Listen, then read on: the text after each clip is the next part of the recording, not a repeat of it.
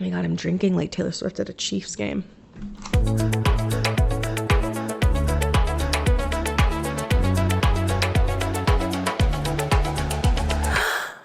Hello, queers, and welcome to GASP, the pod. I'm just so happy to be here right now in my own bedroom, recording this for queers, for straights, for anyone who wants to listen. But this is a podcast for the gays, the girls, and especially the gay girls, right? Because we've all heard, okay, sorry for the street noise. Let's pretend like that didn't happen. We've all heard gay men talk about pop culture on the internet. And I love you, gay men. I hope you're listening right now. Love you. Mwah, mwah, mwah. But we do not hear enough about sapphics spilling tea. So I'm here to be your sapphic that will spill tea every single day. Okay, let's just talk about the game plan of this podcast before I get ahead of myself. And I'll give you like an introduction of who I am if you do not know who I am and you're like, who the hell is this girl talking right now? This is the game plan. All right, folks. I'm going to do a little intro on what this podcast is going to be about. I'm going to give you a brief intro on who the hell I am. I'm going to then talk about my Gaylor origin story. Okay, Gaylor is the belief that Taylor Swift is queer. Okay, gay Taylor, Gaylor. And then I'm going to talk about my most convincing Gaylor facts, at least that convinced me, and I find are very convincing when I talk to people who have like never talked about Gaylor before. Okay, so let's start off with the first thing. Oh, first off, guys, thank you so much for listening. I really, really, really appreciate it. You can't even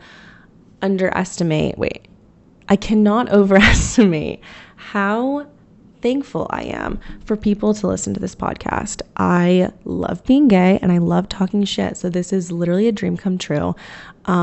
Truthfully, a dream come true. If you've heard about me and you heard about this podcast through TikTok, then you know I am an avid Gaylor. Okay. So what does that mean? That means I think Taylor Swift is a sapphic, and we will talk about why. But this also just brought me to the best community on the planet, which is queer Taylor Swift fans. And I love talking with these people on TikTok. Like, I love talking with you guys. It's just like the most welcoming community. It's the most inclusive community.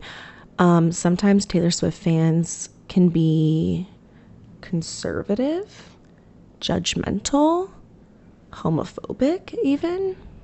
So finding this community was like one of the best things that happened to me, and it's widened into like a queer community, other people talking about pop culture, just like the funniest, coolest people that I've ever connected with. And you made it possible that I'm making this podcast right now, which is just really exciting. And I want this podcast to be what you guys want it to be, even if you are not a Gaylor or even if you're not even gay, okay? Oh my God, not this motorcycle. This is just homophobic at this point. Okay, I think he's gone. Probably a he.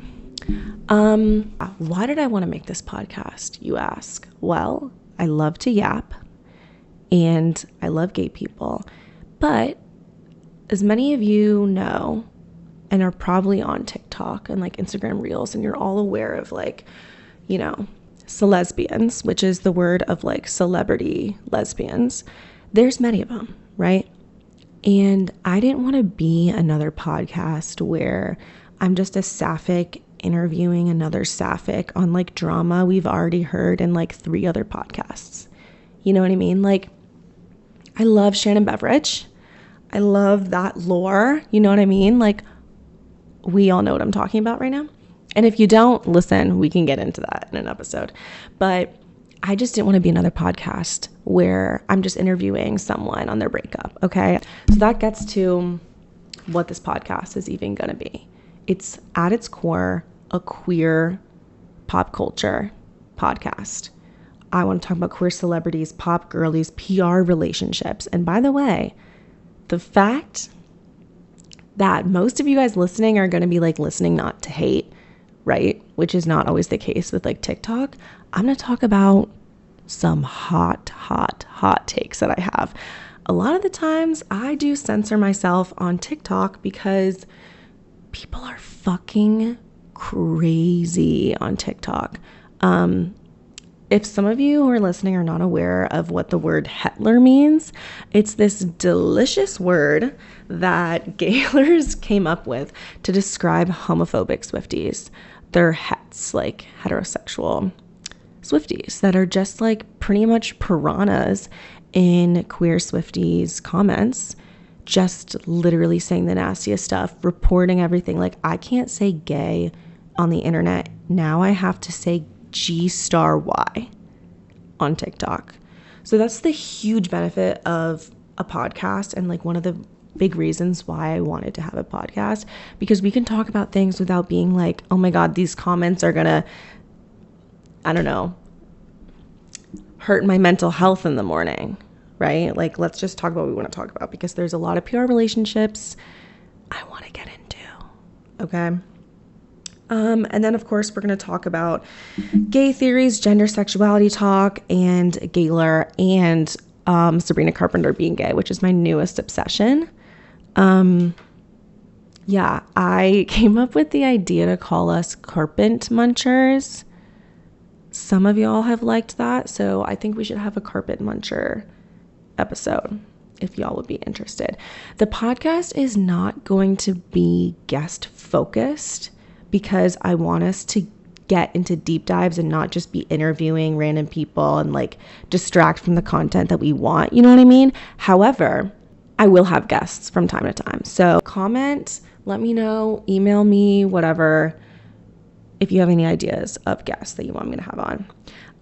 Also, everyone is welcome here. This is obviously a queer pop culture podcast. I'm queer. It's like my whole thing.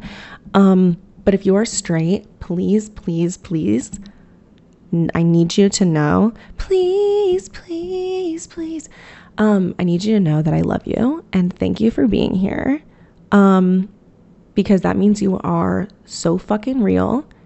And if you don't come out later in your life, then you are like the realest ally ever. And I love you for that.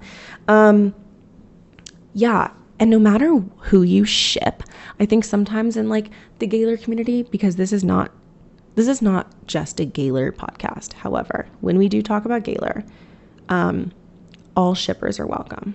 Okay.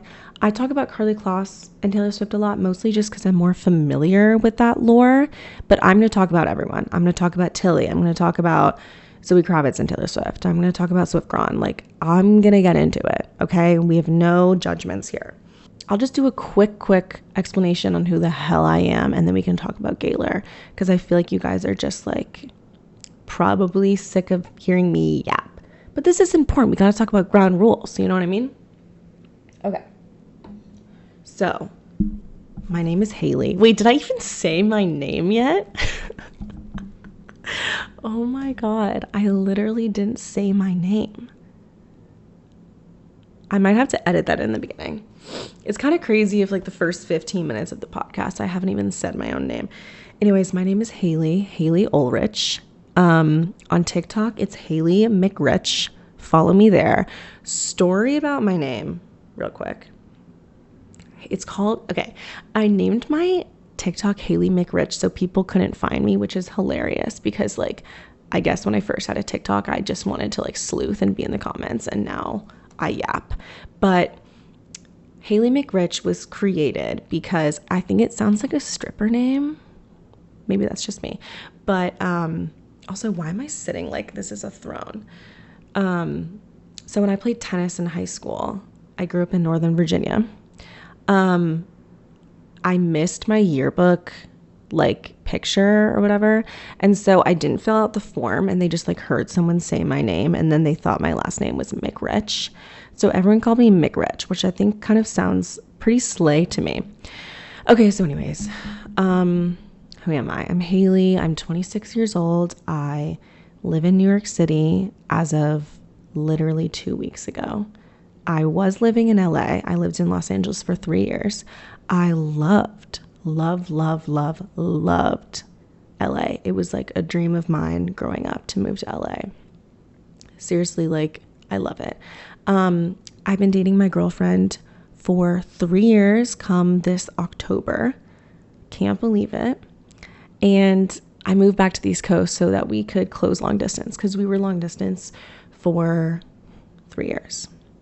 I went to college in Virginia too. So I had all Virginia going on. Grew up Catholic. Okay, guys, like full on Catholic school Catholic. Okay. And maybe I'll have a coming out episode. I think I want to do an episode with my cousins because we all came out together. But I grew up Catholic, and like, I thought I was straight. I was just crazy boy crazy. I thought it was so normal to make out and hook up with my best friends. Thought that was completely normy. The Catholicism rots your brain. And then I came out. Oh my God, I'll do a whole episode on this. But like, I came out to myself when I started working for the LGBTQ task force in DC. I majored in politics, and I worked in politics up until like a few months ago, you guys. Okay. Whole other story on that. I was like in campaign politics, which is so wild for me. It just doesn't seem right. But that's what I did. Really passionate about it. Really passionate about gender rights and LGBTQ rights, which is so classic. Like, you're an ally. Huge ally. It's giving Taylor Swift. But yeah, I was a huge ally. And then I was like, I'm going to work for the LGBT task force. And everyone there was queer, obviously. And I felt so different. I was like, I'm going to pretend that I'm queer for a week to fit in and like see how that feels, which is so gay. So for that entire week, I quote convinced myself I was gay. And then like 2 weeks later, I was like, oh my God, I'm so gay. And everything's been delicious ever since. Okay, so that's who I am. I will have my girlfriend on this podcast at some point, if you guys would love. She's in law school. She's very smart. I love her so much. Look, this is a picture of us. I put her up there next to Taylor Swift, my two favorite people in the world.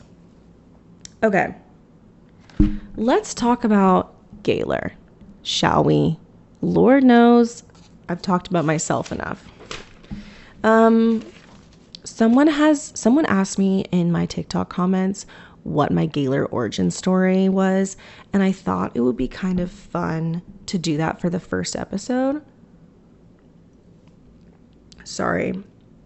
What's hard about a one-person podcast is like, if I want to sip my little drink, it's silent. So everyone sip their drinks while I sip my cocktail, okay? Ready, go.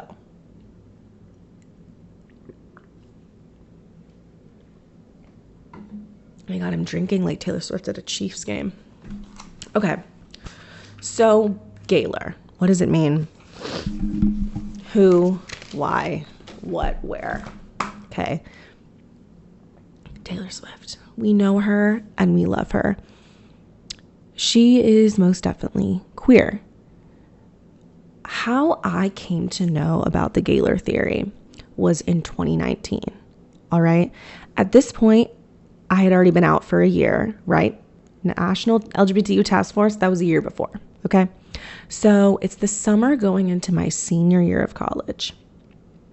And I'm chilling, and it's lover summer, guys. You remember, it was rare. I was there. I remember it. We all remember it, okay? Crazy summer. Hopefully, you guys were hip to Gaylor at the time. I know many of you guys were not, but I was 21 or something, and I had been a Taylor Swift fan since truly like I was 6 or 7. Maybe that was too young. Whenever Debut came out, I was like, she was my everything. I also play music. I sing and play guitar. So I was like, I just want to be her. And I was blonde and I hated men. So I was like, perfect. You know what I mean? So I've been a huge Taylor Swift fan. I never, ever thought, it never crossed my mind that she was queer until I heard Lover. And I think that that's the case for a lot of people. For those of you who are like older than me and maybe had been out longer than me, Reputation and like albums before that probably screamed queer to you too. But like I wasn't hip, right? So like I needed something to be outright queer for me to get it. And it's crazy that Lover isn't outright queer enough for some people to be like, that's gay. But in my mind, like Reputation, I wasn't thinking about it, right? Because like I had just come out, like I was so focused on myself. I gotta be honest, okay? So Lover was really what did it for me. And when You Need to Calm Down was released, the music video, because it has so much rainbow in it. Like that should have been a telltale. But when she said glad and shade never makes anybody less gay, I was like, oh my God, she's out. This is so exciting. Taylor Swift is gay. Oh my God. Yes. And I like texted all my friends and they were like, wait, what? I think that she's like being a horrible ally. And I was so confused, mad at them, mad at the world. And that was also when Taylor Swift was, oh my God, guys, the motorcycle is back. He's back. And why am I getting scared? That was also when people were on the Taylor Swift hate train, as we all remember. Okay, like 2016 had just continued into Lover and people just wanted to hate her.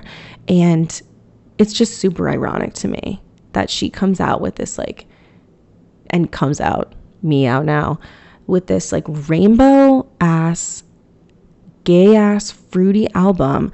And instead of thinking, oh my God, she's part of the community maybe, it's wow, she's a performative ally.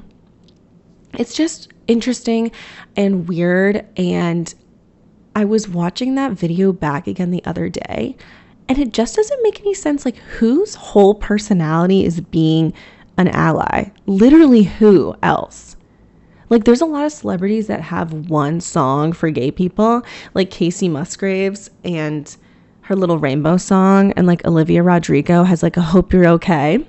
Like so cute, heart, I love my gay friends, you know. But Taylor Swift releases Lover. The entirety of the album, sorry, I moved my microphone, is rainbow, gay town.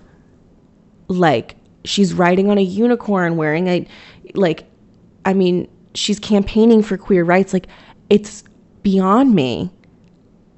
And I was so confused why no one else thought that that was gay. Around this time, my friend sent me a Tumblr thread, okay? And you youngins who were never on Tumblr, let me just tell you, Tumblr is where sapphics were born. Not born, but in the 2010s. Not to brag, but I was a little Tumblr famous back in the day. I had like 5,000 followers or whatever. That felt like to me like I was famous. But anyways, my friend sent me this Gaylor Tumblr thread, and which is the first time I had seen anyone else talk about it, like on a written platform. I'm pretty sure it's still up. I will post it somewhere if it is. But at this point, this was the literal only documentation of Gaylor on the internet. I think I looked it up on YouTube and there was quite literally nothing. I mean, obviously people were posting pictures of like Taylor Swift and Karlie Kloss like hanging out together and everyone was like a little like sus about it, but it wasn't like an actual fandom besides this one Tumblr thread. So whoever started that Tumblr thread, you saved my life. You're an icon to me. I wonder who that person is, and just like thank you from the bottom of my heart. But I saw this Tumblr thread and it changed my life. And it really made me dig into everything more deeply, because this was all during the Lover rollout. And the Lover rollout had so many little mini things that were Easter eggs. She did so much. It wasn't just music videos. She was posting Instagrams all the time with rainbows in the back, and like, it was just an exciting time to be alive. And this was what really convinced me when she met that fan, and I think she had like a Lover meet and greet, and she posted that picture with all of the wristbands on her arm and like the bracelets, and one of them says proud in bi flag colors. I think I tweeted like, oh my God, Taylor Swift is out as bi. And again, no one believed, like everyone was like, no. I was just so confused. And I feel like ever since, us as a community is like waiting. We don't ask of her to necessarily have something that's direct coming out, because I know we all view her as queer. Like, I fully believe and view her as being out to queer people. However, everything she does has some element of deniability, and that's totally on purpose, because she doesn't want straight people to like be fully in on the game right now. And we can talk about the reasons and theories as to why that is, but yeah, there's always some type of deniability going on when she does something outright queer. So with that bracelet, she was like, people were like, oh, it was a friend's bracelet, she's just wearing it, whatever. And then like the You Need to Calm Down music video, it's like, oh, she's an ally. Even though at the end of that music video, she posts, we need to show our pride. Our pride. I don't know why I said it like that. Our pride. Our pride. It's like, you have pride? Okay, so you're queer. That was the beginning of me losing my mind, because every single thing Taylor Swift has done or released since 2019, and obviously this has gone on before, but at least for me, it's driven me mad. Like, I think she knows it. It's driven me mad because it's so deeply queer, and the amount of people that want to talk about how it's not queer, that group of people has only increased. Because in 2019, it was only kind of word of mouth. It was people making articles about how she was a performative activist, which I thought was really funny, because it's like, to be a performative activist, you have to not be doing anything that's actually helping the community and just profiting off of it. And obviously she's profited off of it. But at the Lover music video, she was like campaigning to get the Equality Act signed, or passed. So it's like, that's literally goes against what a performative ally is.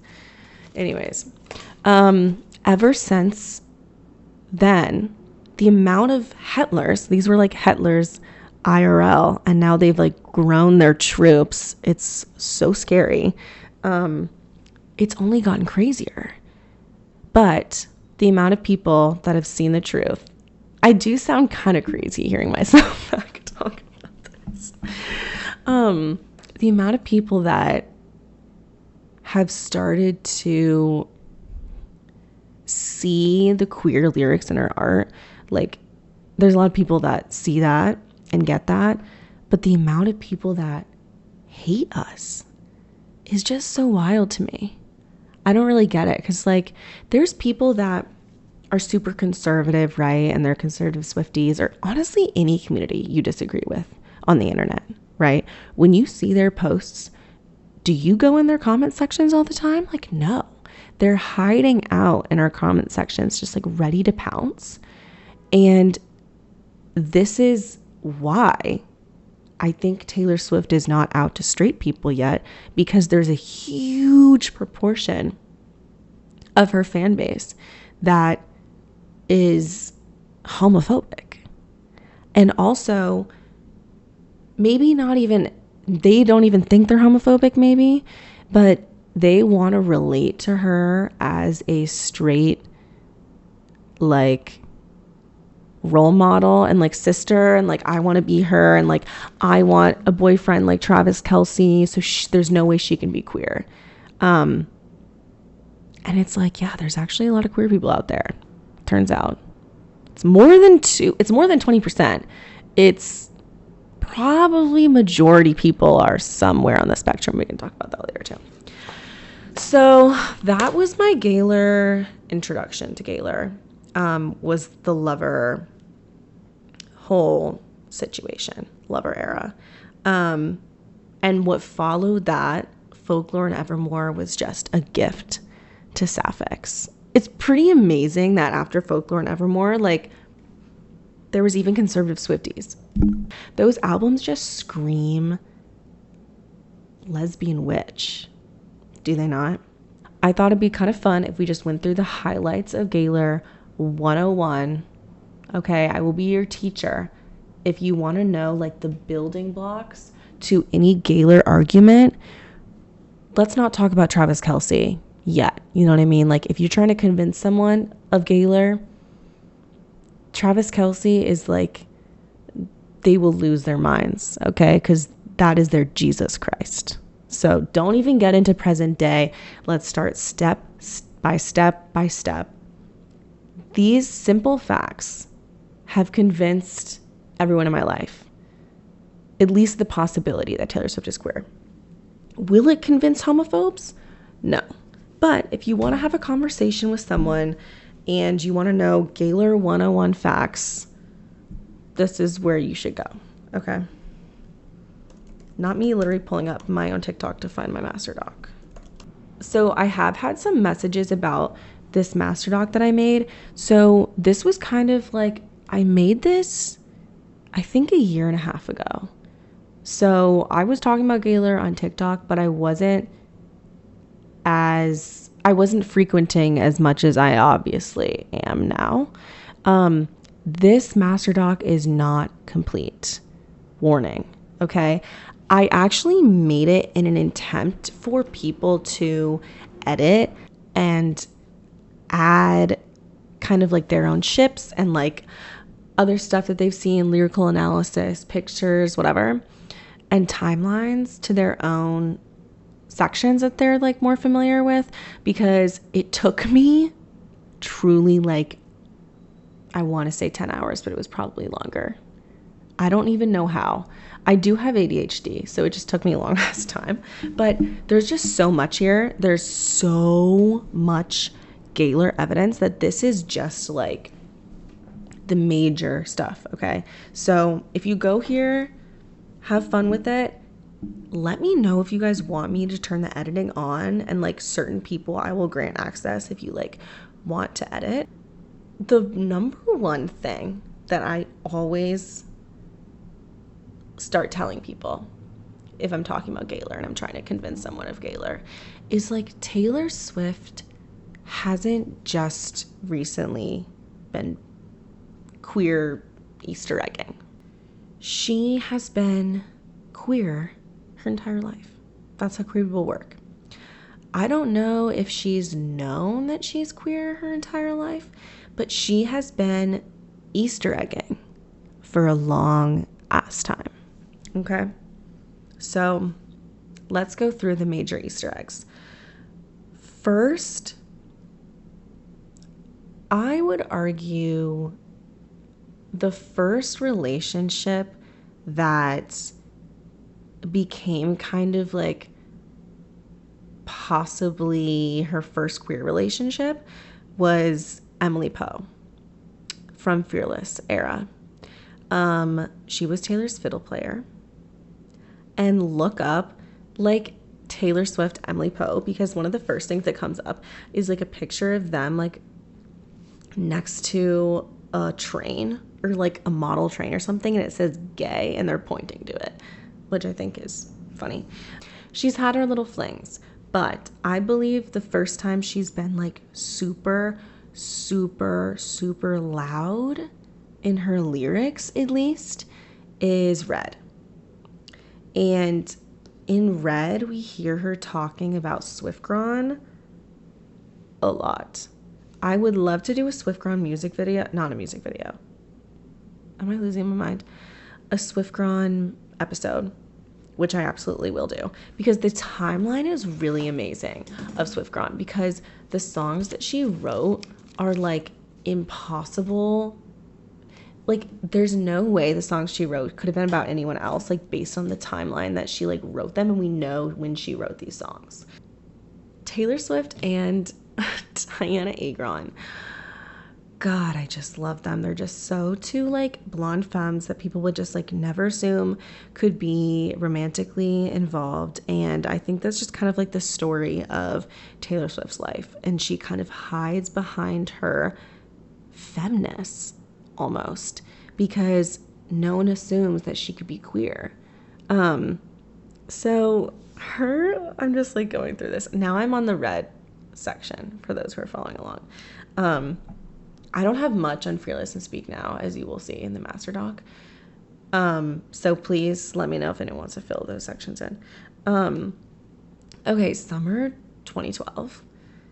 Taylor and Diana were spending this summer in Rhode Island with the Kennedys, okay, where Taylor Swift ended up buying her current house that she loves spending time at. What's so funny about that summer is everyone's talking about Connor Kennedy. I think it's Connor Kennedy, not the other guy. Yeah, Connor Kennedy. And their relationship, but like, she went to Rhode Island with Diana, okay? And they spent the summer there. There's pictures of them together. No one shows that because they're just so focused on her being like with Connor. And they have matching scissor jewelry. Taylor Swift has on her neck a scissor necklace she posts a picture of, and then Diana has a scissor bracelet. So cunty. We love it, girls. I think they had a very tumultuous relationship. I think that it was very on and off. So who really knows what happened there? But that's what I'm kind of like thinking based on the music and the timeline. In December 2012, Diana is spotted out with Taylor and Harry Styles, which is just the most beard of all beards ever. Like, get real. And whatever, they fall out, okay? So I think, like, if you're talking to someone and you, like, want to tell them, like, the major highlights, personally, hot take, maybe just within the community, I do think Swift-Gron and Gaylor are the most convincing, at least in terms of evidence. Because these are her most two public queer relationships.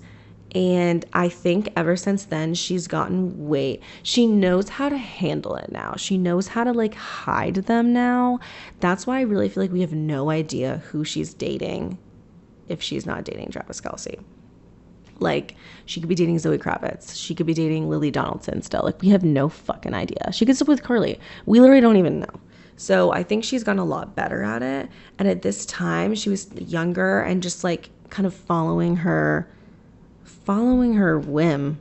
I don't know what the word is. She was just doing whatever the hell she wants. Okay.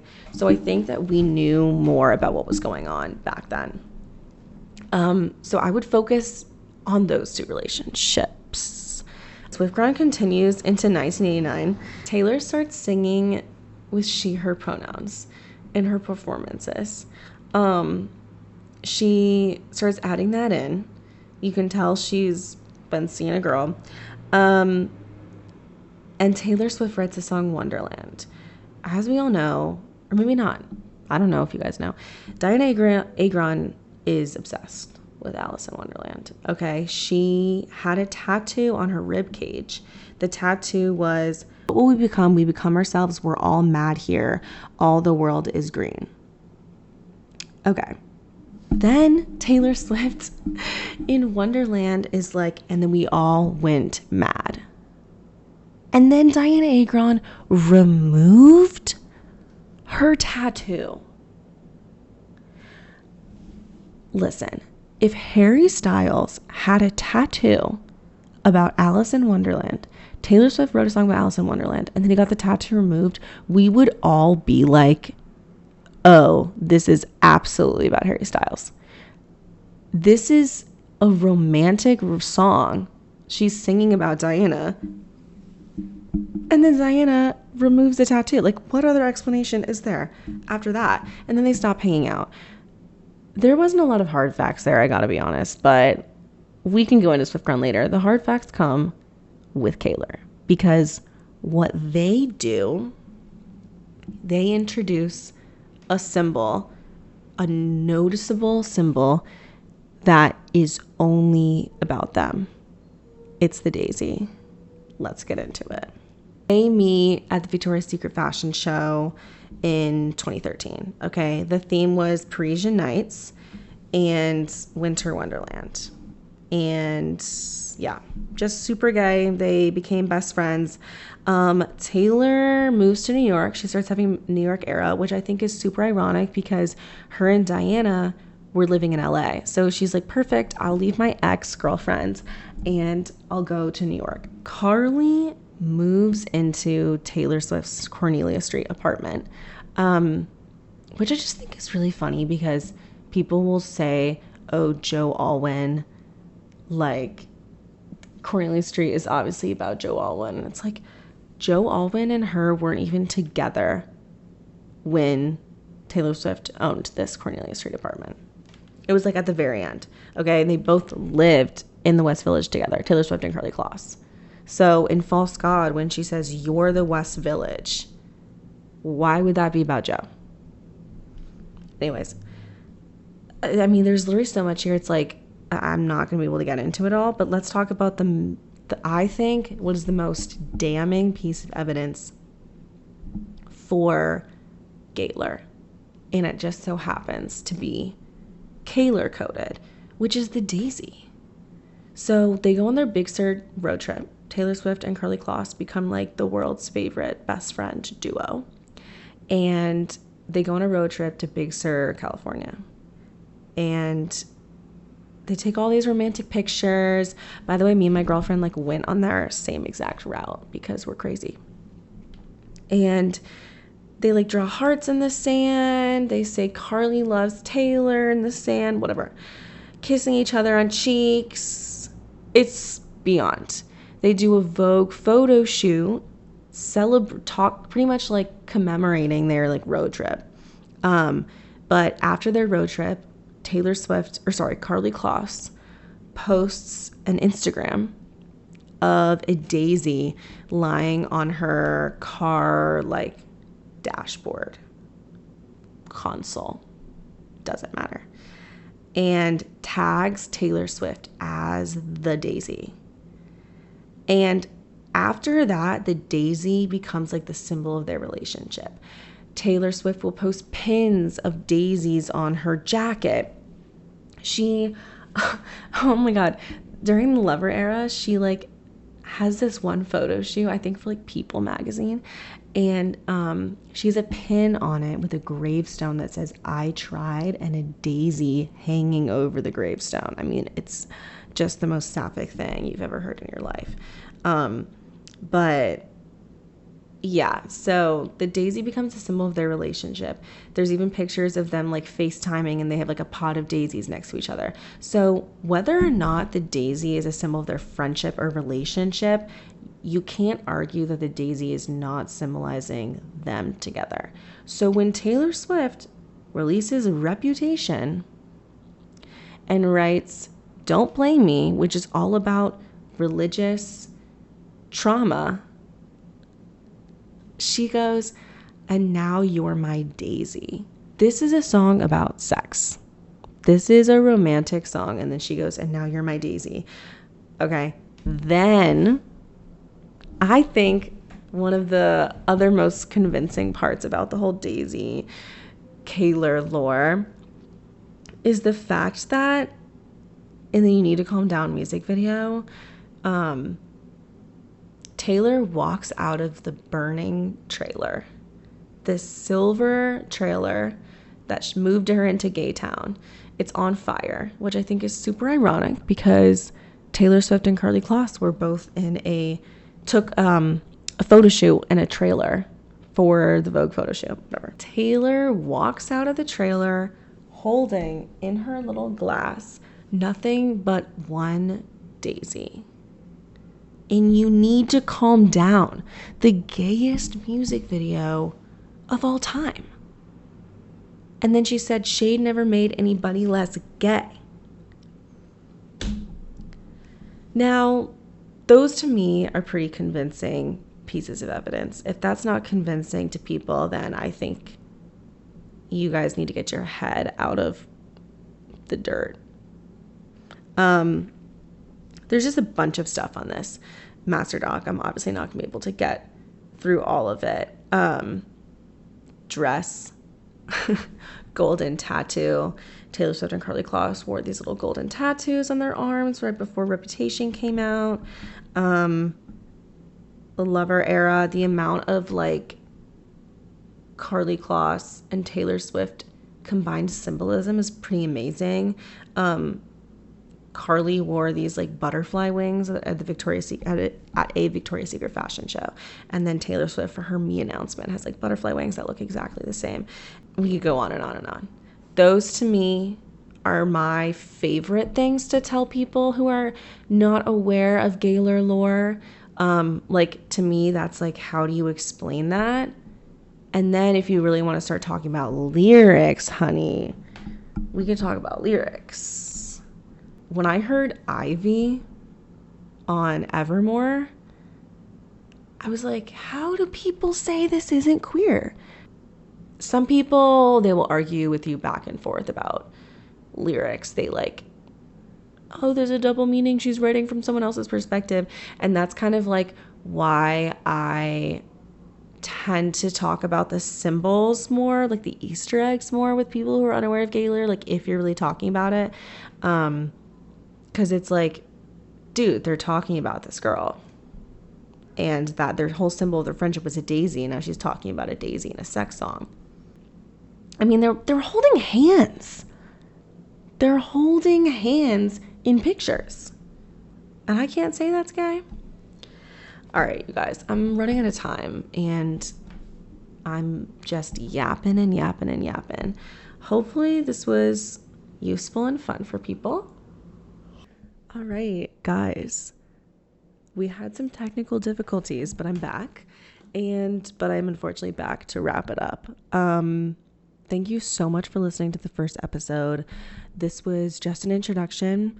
Just wanted to cover Gaylor highlights, who I am, what I want the podcast to be, but I'm also, open to suggestions. So if you didn't like it and if you did like it, please, please, please subscribe to my YouTube channel. Even if you're not going to watch on YouTube, just because I would love to keep doing this and to convince my family that this is something I should be doing with my time.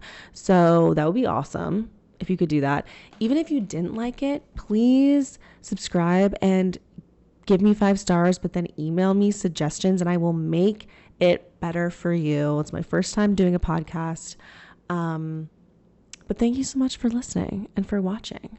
And I'm just very, very excited for all the journeys that we're going to take together. Bye, queers.